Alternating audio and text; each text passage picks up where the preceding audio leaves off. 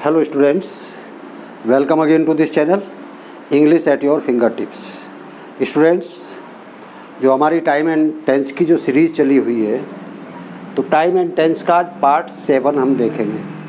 और चूँकि पार्ट 7 जो है वो भी 2 पार्ट में होगा, यानी इसका एक लेक्चर जो है वो एक लेक्चर में नहीं हो पाएगा कंप्लीट ये टेंस, क्योंकि ये टेंस सबसे डिफ़िकल्ट टेंस है। जितने भी टेंस हैं जितने भी टेंस हैं उन सभी टेंस में सबसे डिफ़िकल्ट टेंस है, इसलिए इसको एक टेंस में समेटना पॉसिबल नहीं है। तो इसके भी आपके 2 पार्ट होंगे, 7.1 and 7.2। So past perfect tense, जैसा कि नाम से ही पता चल रहा है, पास्ट में परफेक्ट मीन्स होता है कंप्लीट हो जाना, पूरा हो जाना, समाप्त हो जाना। तो पास्ट में कार्य का समाप्त हो जाना, इसका मतलब क्या हुआ, फिर पहचान क्या होगी? वे सेंटेंसेस जिनमें किसी कार्य का पास्ट में पूरा या समाप्त होना पाया जाता है, उनको हम क्या कहते हैं? पास्ट परफेक्ट टेंस कहते हैं। और जहाँ तक पहचान की बात है, तो इन सेंटेंसेस के अंत में क्या होगा? चुका था,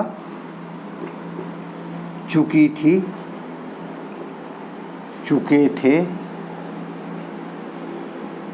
लिया था, दिया था,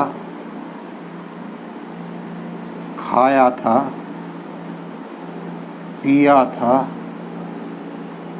किया था आदि शब्द आते हैं।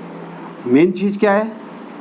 पास्ट में कार्य का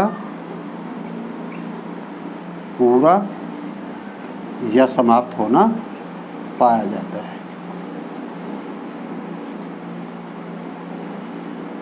तो जिन सेंटेंसेस के अंत में चुका था, चुकी थी, चुके थे, लिया था, दिया था, खाया था, पिया था, किया था आदि शब्द आते हैं, और पास्ट में किसी कार्य का पूरा या समाप्त होना पाया जाता है, उन सेंटेंसेस को हम पास्ट परफेक्ट टेंस के सेंटेंस कहते हैं।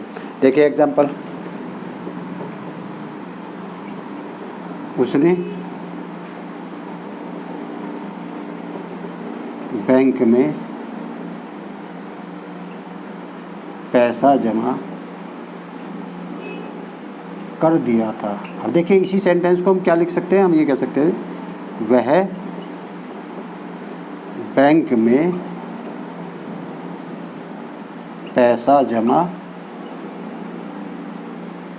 कर चुका था। अब स्टूडेंट्स, यहाँ हम दोनों तरीके से कैसे भी उसको लिखें, दोनों तरीके से, चूँकि वो पहचान में भी दिया है, तो दोनों तरीके से हम कैसे भी लिखें, वो उसमें कार्य का पूरा कार्य इसमें है, बैंक में पैसा जमा करना। तो कर दिया था, इट मीन्स पास्ट में काम पूरा हो गया, समाप्त हो गया। और यदि हम लिखें इस तरह से, वह बैंक में पैसा जमा कर चुका था, तो भी यहाँ भी काम क्या है? बैंक में पैसा जमा करना, और वो काम फिनिश हो चुका था, पास्ट में कर चुका था, यानी कार्य पास्ट में समाप्त हो। तो पहचान इसकी क्या है? चुका था, चुकी थी, चुके थे, लिया था, दिया था, खाया था, पिया था, किया था आदि शब्द आते हैं, और सेंटेंस में कार्य का पास्ट में पूरा या समाप्त होना पाया जाता है। स्टूडेंट्स, अब देखते हैं इनको ट्रांसलेट किस तरह से किया जाएगा, कैसे हम इनको ट्रांसलेट करेंगे। और जैसा मैंने बताया, थोड़ा सा डिफ़िकल्ट है ये। डिफ़िकल्ट क्यों है? डिफ़िकल्ट होने का इसलिए क्योंकि इसमें दोनों तरह के सेंटेंसेस आते हैं, सिंपल सेंटेंस भी आते हैं और कॉम्प्लेक्स सेंटेंस, यानी 2 क्लोज वाले सेंटेंस भी आते हैं। जो 2 क्लोज वाले सेंटेंस आते हैं उसमें थोड़ा सा डिफरेंस आता है, वहाँ थोड़ा सा डिफ़िकल्टीज़ आती हैं। और उसमें भी फिर चूँकि दोनों के कंजक्शन के हिसाब से अलग अलग रूल हो जाते हैं। कंजक्शन चेंज होते ही सबऑर्डिनेट क्लोज और प्रिंसिपल क्लोज को जोड़ने वाला जो कंजक्शन होगा, तो कंजक्शन के चेंज होते ही रूल भी चेंज हो जाते हैं, इसलिए थोड़ा सा डिफ़िकल्ट है। लेकिन यदि एक बार समझ में आ जाता है तो उसके बाद फिर कंसेप्ट क्लियर हो जाता है, फिर प्रॉब्लम नहीं होती। तो थोड़ा सा इसको सीरियसनेस के साथ देखेंगे। देखते हैं सबसे पहले हम अफर्मेटिव सेंटेंस देखेंगे।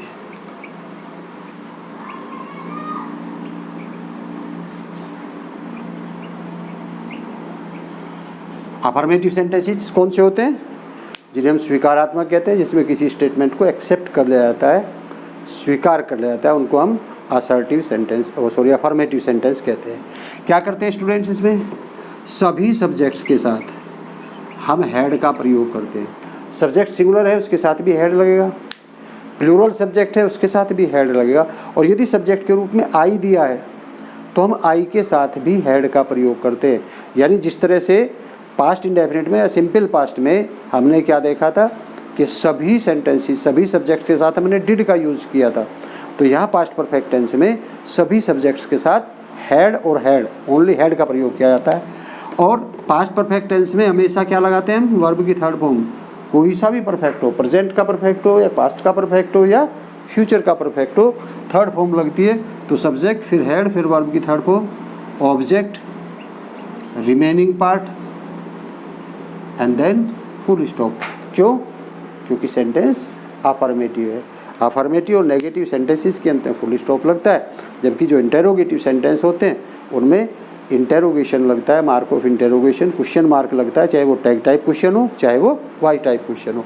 तो यहाँ सबसे पहले सब्जेक्ट रखेंगे, फिर हेड, फिर वर्ब की थर्ड फॉर्म, फिर ऑब्जेक्ट रिमेनिंग पार्ट और फिर फुल स्टॉप। देखिए जैसे ये था, वह बैंक में पैसा जमा कर चुका था। अब है सी स्टूडेंट्स, सब्जेक्ट इज ही और ही के साथ हैड, ही हैड। वर्ब क्या है? पैसा जमा करना। पैसा जमा करना मीन्स डिपॉजिट। तो ही हैड थर्ड फॉर्म होगी deposited. He had deposited amount where in the bank. He had deposited amount in the bank. इसी तरह से मैं उन्हें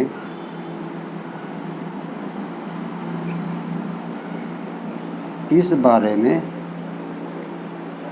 बता चुका था। अब क्या सब्जेक्ट है? आई। आई के साथ भी हम क्या लगाएंगे? हैड। तो आई हैड बताना टेल, यहाँ क्या हो जाएगा? टोल्ड उन्हें them about this. I had told them about this. यदि प्लूरल सब्जेक्ट हो, वे अपने घर पहुंच चुके थे। तो क्या हो जाएगा? अब की बार सब्जेक्ट प्लूरल है दे, लेकिन तब भी हम यूज़ करेंगे किसका? हैड, क्योंकि इस टेंस में सभी सब्जेक्ट्स के साथ हैड का प्रयोग होता है। तो they had reached eight their home. They had reached eight their home. तो स्टूडेंट्स हम इस तरह से यहाँ लगाते हैं। यदि सेंटेंस में पहले ही दिया होता है तो पहले ही दिया होता है, तो इसका मतलब क्या होता है कि सेंटेंस में अंडरस्टैंडिंग दी हुई है। पहले ही का मतलब किसी दूसरे कार्य से, दूसरा कार्य है अंडरस्टूड है। तो ऐसी कंडीशन में जब दूसरा कार्य अंडरस्टूड होता है और सेंटेंस में पहले ही दिया होता है, तो हम पहले ही के लिए ऑलरेडी का प्रयोग करते हैं। जैसे अध्यापक यह पाठ पहले ही पढ़ा चुके थे। तो क्या हो जाएगा? The teacher had taught this lesson already. अब यहाँ देखिए ये एडवर्ब है, ऑलरेडी क्या है? एडवर्ब। तो इसको हम यहाँ भी रख सकते हैं। The teacher had already taught this lesson. The teacher had already taught this lesson, या the teacher had taught this lesson already. तो ये हुआ आपका अफर्मेटिव जब सेंटेंस में केवल एक ही कार्य का होना दिया होता है। लेकिन स्टूडेंट्स कभी कभी क्या होता है, सेंटेंस में दो कार्यों का होना दिया होता है और एक कार्य दूसरे कार्य से पहले पूरा या समाप्त होता है। तो दो कार्य हैं, उनमें एक कार्य पहले समाप्त होता है, पहले पूरा होता है, और दूसरा कार्य बाद में समाप्त होता है, बाद में पूरा होता है। तो ऐसी कंडीशन में एक ही हमारे पास एक ही फाइनल बात क्या है कि जो कार्य पहले समाप्त होगा उसको हम बनाते हैं पास्ट परफेक्ट टेंस के अकॉर्डिंग, पास्ट परफेक्ट टेंस के रूल और रेगुलेशन के अकॉर्डिंग। और जो कार्य बाद में समाप्त होगा उस सेंटेंस को हम बनाते हैं सिंपल पास्ट में, यानी पास्ट इंडेफिनिट टेंस में सभी सब्जेक्ट्स के साथ वर्ब की सेकंड फॉर्म लगा करके या डिड के साथ वर्ब की फर्स्ट फॉर्म लगा करके, वो जैसा भी होगा। तो उस कंडीशन में ये there is no doubt that the sentence in which the work finished earlier will be translated in past perfect tense by using had and third form of the verb, and the sentence work finished later will be translated in simple past tense or past indefinite tense by using second form of the verb. But लेकिन यहाँ दिक्कत क्या है?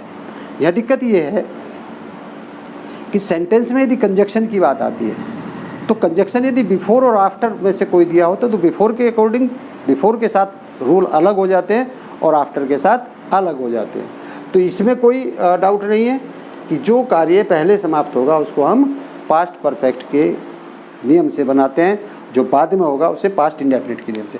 अब यदि before दिया होता है, देखिए कॉम्प्लेक्स सेंटेंस होते हैं तो कॉम्प्लेक्स सेंटेंस वे होते हैं जिनमें प्रिंसिपल क्लोज कम से कम एक सबऑर्डिनेट क्लोज, एक से ज़्यादा भी हो सकती है लेकिन कम से कम एक सबऑर्डिनेट क्लोज के साथ सबऑर्डिनेटिंग कंजक्शन से जुड़ी हो।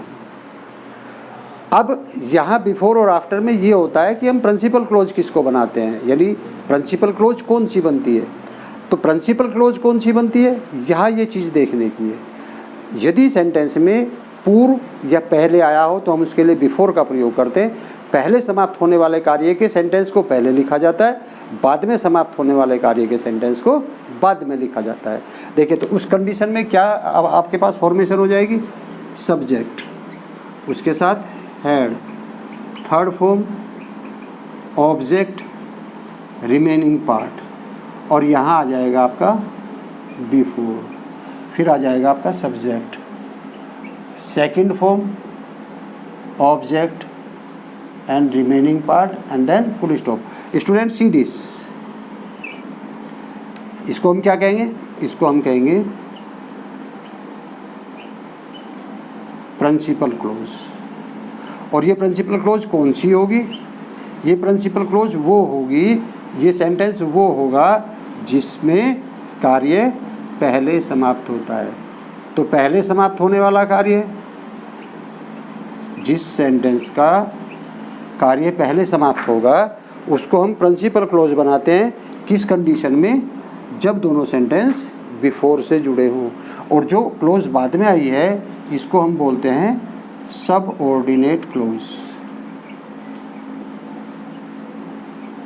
और जो सबऑर्डिनेट क्लोज है वो कौन सी होगी, जिसमें कार्य बाद में समाप्त होता है।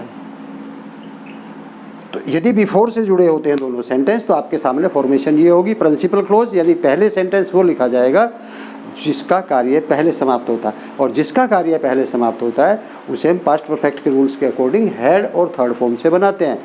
और सबऑर्डिनेट क्लोज कौन सी होगी, जिसका कार्य बाद में समाप्त होगा वो सबऑर्डिनेट क्लोज होगी। और जिसका कार्य बाद में समाप्त होगा उसे हम सिंपल पास्ट यानी पास्ट इंडेफिनिट के रूल से बनाते हैं, सब्जेक्ट के साथ वर्ब की सेकंड फॉर्म। अब देखिए एक एग्जांपल से देखते हैं।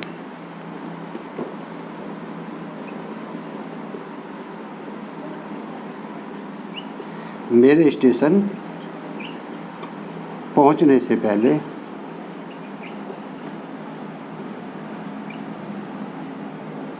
गाड़ी छूट चुकी थी। स्टूडेंट्स देखिए, एक तो काम है इसमें स्टेशन पर पहुंचना और दूसरा है गाड़ी छूटना। पहले के बजाय यहाँ पूर्व भी दिया हो सकता था, मेरे स्टेशन पहुंचने से पूर्व, ये भी हो सकता था। तो अब यहाँ देखना ये है स्टेशन पर वो पहले पहुंचा या गाड़ी पहले छूटी। दो कार्य हैं, एक तो स्टेशन पर पहुंचना है, गाड़ी छूटना। दोनों कार्यों में से हमें ये देखना पहले कौन सा फिनिश हुआ है। स्टेशन पर पहुंचा, गाड़ी छूट चुकी थी, तो गाड़ी पहले छूटी है, वो स्टेशन पर बाद में पहुंचा। इसलिए क्या लिखा उसने, मेरे स्टेशन पहुंचने से पहले, यानी इस काम के होने से पहले ये कार्य फिनिश हो चुका था। कंप्लीट हो चुका था। तो इस सेंटेंस को पहले जो समाप्त हुआ है हम उसको देखते हैं। तो पहले क्या समाप्त हुआ है? द ट्रेन हैड स्टार्टेड या left. The train had left. अब क्या लगाएंगे हम? दोनों को जोड़ने के लिए कंजक्शन यूज करते हैं बिफोर। इसका सब्जेक्ट क्या है? आई, और आई के साथ हम क्या लगाएंगे? Second form, I reached at the station. इस तरह से सेंटेंस बनेगा, द ट्रेन हैड लेफ्ट या the train had started before I reached at the station. अब यहाँ स्टूडेंट्स देखना क्या है, क्योंकि बिफोर आया हुआ है इसलिए जो पहले समाप्त हुआ कार्य उसको हमने पहले लिखा है और जो बाद में समाप्त हुआ है उसको बाद में लिखा है। और जिसको पहले लिखते हैं हम उसको प्रिंसिपल क्लोज बोलते हैं, और जो बाद में लिखा गया उसको हम क्या बोलते हैं? वो आपकी होगी सबऑर्डिनेट क्लोज। तो पहले समाप्त पहले लिखा, बाद में समाप्त बाद में लिखा, और दोनों सेंटेंसेस के बीच में हमने क्या लगाया? बिफोर। ये ध्यान रहे कि ऐसा केवल तभी होता है, उस कंडीशन में ही होता है जब दोनों के बीच में बिफोर आया होता है। हिंदी में पूर्व या पहले आया होता है, और यदि पूर्व या पहले की अपेक्षा बाद या पश्चात आता है तो उसके लिए फिर दूसरे रूल्स हो जाएंगे जो हम इससे अगले रूल में बताएंगे। तो अभी आई थिंक कि ये आपका टॉपिक क्लियर हुआ कि यदि दोनों सेंटेंसेस बिफोर से जुड़े हों यानी पूर्व या पहले से जुड़े होते हैं तो ऐसी कंडीशन में हम क्या करते हैं? जो पहले समाप्त कार्य होता है बनाएंगे दोनों कंडीशन में, जो पहले समाप्त होगा उसको पास्ट परफेक्ट के रूल से। लेकिन इस कंडीशन में क्या होता है कि जो पहले समाप्त होता है उसको हम लिखते भी पहले हैं, और जो बाद में समाप्त होता है उसको लिखते बाद में। एक और एग्जाम्पल देखते हैं, देखिए। डॉक्टर के पहुंचने से पहले रोगी मर चुका था। तो क्या हो जाएगा? अभी सभी दो काम है, एक तो डॉक्टर का पहुंचना है और दूसरा रोगी का मरना है। तो क्या कहता है सेंटेंस? डॉक्टर के पहुंचने से पहले रोगी मर चुका था। इसका मतलब पहले कौन हुआ? डॉक्टर पहुंचा या रोगी मरा? पहले रोगी मरा है, डॉक्टर तो बाद में पहुंचा। डॉक्टर के पहुंचने से पहले ये काम हो चुका था। तो जो काम पहले समाप्त हुआ उसको हम पहले लिखेंगे। तो क्या हो जाएगा? The patient had died before the doctor arrived. तो जो काम पहले समाप्त हुआ है उसको हमने पास्ट परफेक्ट में बनाया, हैड और थर्ड फॉर्म लगा करके बनाया, और जो बाद में समाप्त हुआ है उसको हमने सिंपल पास्ट में बनाया, पास्ट इंडेफिनिट में बनाया, उसमें हमने वर्ब की सेकंड फॉर्म लगाई है। जो काम पहले समाप्त हुआ उसको पहले लिखा है, जो बाद में समाप्त हुआ उसको बाद में लिखा, क्योंकि दोनों सेंटेंसेस दोनों क्लॉजेस किससे जुड़ी हुई है? बिफोर से जुड़ी हुई है। तो बिफोर हिंदी में पूर्व या पहले यदि आया होता है तो पहले समाप्त होने वाले कार्य को हम पहले लिखते हैं, बाद में समाप्त होने वाले कार्य को हम बाद में लिखते हैं। दूसरी कंडीशन में क्या होता है स्टूडेंट्स? दूसरी कंडीशन में यदि दोनों सेंटेंसेस आफ्टर से जुड़े हों तो रूल्स चेंज हो जाते हैं, लेकिन रूल्स जो चेंज होंगे वो केवल प्रिंसिपल क्लोज किसको बनाया जाए इसको लेकर के होंगे, यानी पहले किस क्लोज को लिखा जाएगा, और बाकी जो आपका वो है वो कांस्टेंट रहेगा। और वो कांस्टेंट क्या है कि जो कार्य पहले समाप्त होता है, जो कार्य पहले पूरा होता है उसको हम पास्ट परफेक्ट के नियम से बनाते हैं, जो बाद में होता है उसको हम पास्ट इंडेफिनिट के नियम से बनाते हैं। तो उस कंडीशन में हम क्या करेंगे? सब्जेक्ट वर्ब की second form, object remaining part, और यहाँ हम किससे जोड़ेंगे इनको? आफ्टर से, और फिर subject had third form, object remaining part, और बाद में फुल स्टॉप।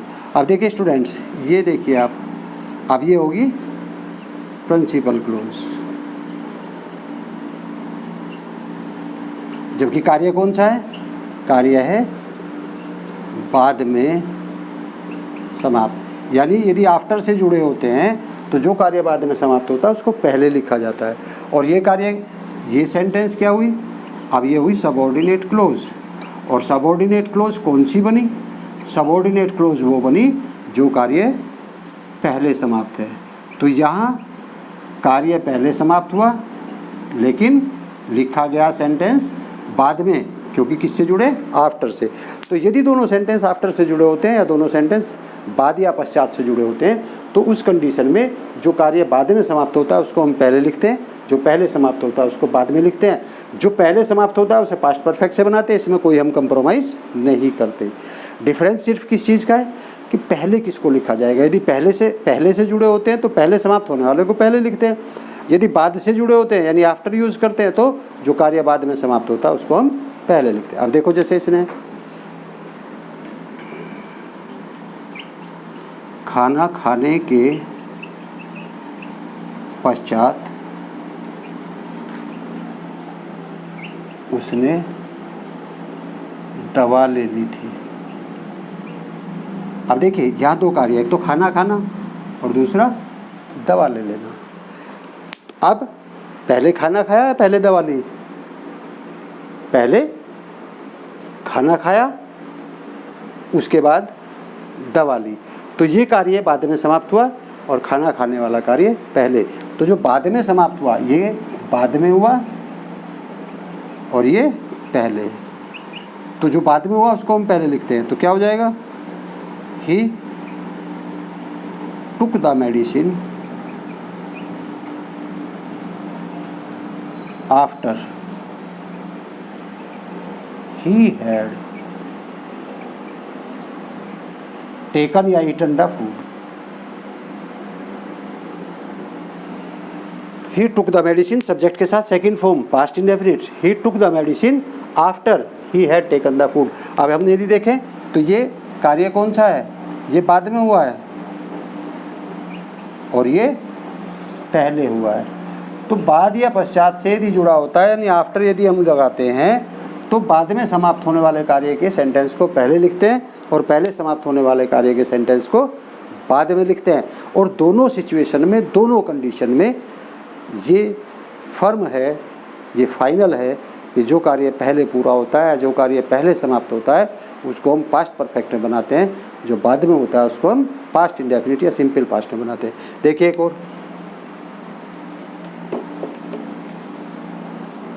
एक को एग्जाम्पल और देखते हैं।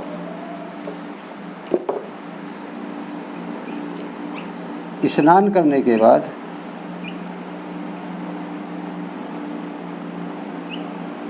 उसने रामायण पढ़ी थी। स्नान करने के बाद उसने रामायण पढ़ी थी। अब दो कार्य हैं, एक तो स्नान करना और दूसरा रामायण पढ़ना। पहले कौन सा हुआ है, पहले स्नान किया उसके बाद रामायण पढ़ी, तो ये कार्य बाद में समाप्त हुआ है, इसको हम कहाँ लिखते हैं, पहले। तो क्या हो जाएगा, ही read the Ramayana after he took bath. After he took bath. तो he read the Ramayana after he took bath. अब ये देखिए ये काम he read the Ramayana कब हुआ है, बाद में हुआ है। पहले कौन सा हुआ, स्नान करने का। इसलिए ये सेंटेंस ये भी पास्ट में हो गया, ये भी पास्ट में हो गया, तो ये गलत होगा। ये किस में होगा, ये पास्ट परफेक्ट में होगा। क्यों, क्योंकि जो कार्य पहले समाप्त हुआ है उसको हम किस में करते हैं, पास्ट परफेक्ट में बनाते हैं, हैड और थर्ड फॉर्म। और जो कार्य बाद में हुआ है उसे पास्ट इंडेफिनिट में, सिंपल पास्ट में, वर्ब की सेकंड फॉर्म। तो he read the Ramayana after he had taken bath. तो इस तरह से आफ्टर आते ही सेंटेंस चेंज हो जाते हैं, यानी बिफोर से बिल्कुल उल्टे। स्टूडेंट्स यहाँ एक और कंजक्शन होता है जिससे कभी कभी सेंटेंस जुड़े होते हैं, और वो कंजक्शन होता है व्हेन। जब व्हेन से जुड़े होते हैं तो उसमें आप किसी भी क्लोज को पहले लिख सकते हैं, किसी भी क्लोज को पहले लिख सकते हैं, क्योंकि वहाँ आपके सामने एक फ्लेक्सिबिलिटी है, क्या कि आप व्हेन को यानी सबऑर्डिनेट क्लोज को प्रिंसिपल क्लोज से पहले भी लिख सकते हैं। जैसे जब मैं घर पहुंचा पिताजी सो चुके थे, तो क्या हो जाएगा, when I reached home comma father had slept. अब देखिए पहले कौन सा हुआ इसमें, पिताजी का सोना, हमने बाद में लिखा उसको, और बाद में क्या हुआ, उसका घर पहुंचना, इसको हमने पहले लिखा। इसी को हम यदि दूसरे तरीके से हम लिख सकते हैं, तब क्या हो जाएगा, ये स्टार्टिंग में आ जाएगा, तब क्या हो जाएगा, father had slept when I reached home. तो अब यहाँ वहन बीच में आ जाता है, तो वहन वाला फ्लेक्सिबिलिटी है, लेकिन यहाँ ध्यान रहे, इसमें यहाँ भी कंप्रोमाइज़ नहीं होगा कि जो कार्य पहले समाप्त होगा वो पास्ट परफेक्ट में बनेगा, और जो कार्य बाद में समाप्त होगा वो पास्ट इंडेफिनिट में सिंपल पास्ट में बनेगा। लेकिन यहाँ हमारे पास ये फ्लेक्सिबिलिटी होती है कि हम जिस क्लोज को स्टार्टिंग में लिखना चाहें उसको हम पहले लिख सकते हैं, जिसको हम बाद में लिखना चाहें बाद में लिख सकते हैं, क्योंकि ये वहन शुरू में भी आ सकता है सेंटेंस के, और वहन सेंटेंस के बीच में भी आ सकता है। तो इस तरह से हम देखते हैं कि ये सेंटेंस थोड़े से डिफ़िकल्ट इसलिए होते हैं क्योंकि सिंपल के साथ साथ इसमें कॉम्प्लेक्स भी आते हैं, और दो कार्यों का होना जब पाया जाता है सेंटेंस में तब वो थोड़े से डिफ़िकल्ट हो जाते हैं। तो स्टूडेंट्स इसके 7.1 पार्ट में सिर्फ इतना ही, चूँकि ये थोड़ी सी बेसिक नॉलेज आपको हो जाए, फिर इसके जो नेगेटिव और इंटेरोगेटिव सेंटेंस है वो ईजी हो जाएंगे जब आपको अफर्मेटिव आपकी समझ आ जाएंगे।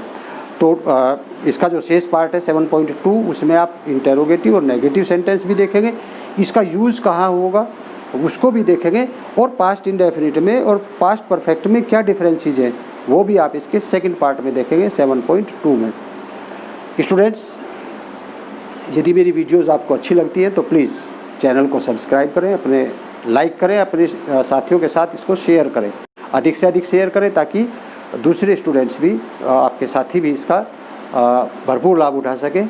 सब्सक्राइब ज़रूर करें ताकि आने वाली वीडियोज़ की नोटिफिकेशन आपको टाइम से मिलती रहे। मिलते हैं नेक्स्ट वीडियो में। Thank you very much. Thank you.